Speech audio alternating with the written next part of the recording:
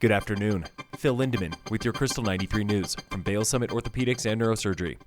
I-70 was slammed again this weekend with nearly 140,000 cars at the tunnels Friday through Sunday. That is 12.5% busier than the same time last year, nearly 24% busier than 2021. It was just barely slower than last weekend. Hourly traffic was right in line with winter trends, busiest on Friday and Saturday afternoons at 4 and 5, and again Sunday morning at 11 and noon. Two high-profile cases are in Summit County Court this week. Tomorrow is second appearance of Charlie Drawn, the Glenwood 26-year-old accused of threatening school officials with violence on Instagram. Wednesday is first appearance for Peter Dillon, the gypsum contractor charged with reckless manslaughter for a fatal trench collapse in Breck. Also Wednesday, county commissioners are taking public comment on new short-term rental laws before adopting them. Public comment is 9:30 a.m. on Wednesday at the Old County Courthouse in Breck.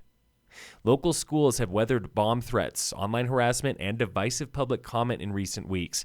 The impact is not lost on Superintendent Tony Bird. There's certainly anxiety about the recent safety issues that have emerged. Some people are generally fine. Some people still don't know what to feel. And some people are a bit overwhelmed by it all. It's pretty traumatic.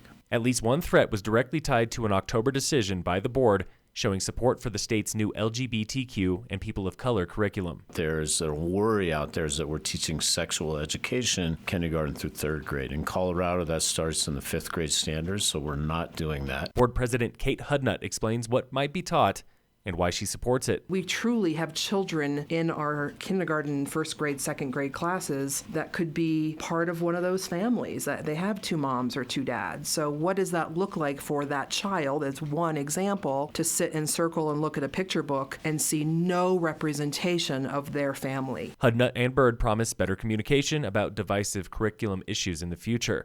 They are promising the same thing for lockdown communication. Lake Dillon Theater is now Theater Silco, and Silverthorne Town Manager Ryan Hyland, he's loving it. Anybody that's been through a rebranding exercise knows that that can be really challenging, and folks might not immediately love a name, or some folks love it and some don't, but I think it's fantastic. I think that it has a more modern ring to it and really represents the future of the theater in Silverthorne. Now, for the first time since before COVID, Theater Silco is back with a full program. Check it out online. Two massive cranes are towering over River Run Gondola at Keystone, where Kindred Resort is going vertical. The cranes have been there for about 2 weeks. That $233 million project stalled during COVID, and then late last year, it got hit with a lawsuit by a former investor in New York. This from the local developer. Although the project has received some negative press recently, Shervin Chevy Rashidi, a partner on Kindred and a longtime Summit County resident, says, "We are confident this will be resolved quickly. In the meantime, the project is moving forward and has nothing but positive momentum." In sports, the Nuggets play the Heat today at 5:30.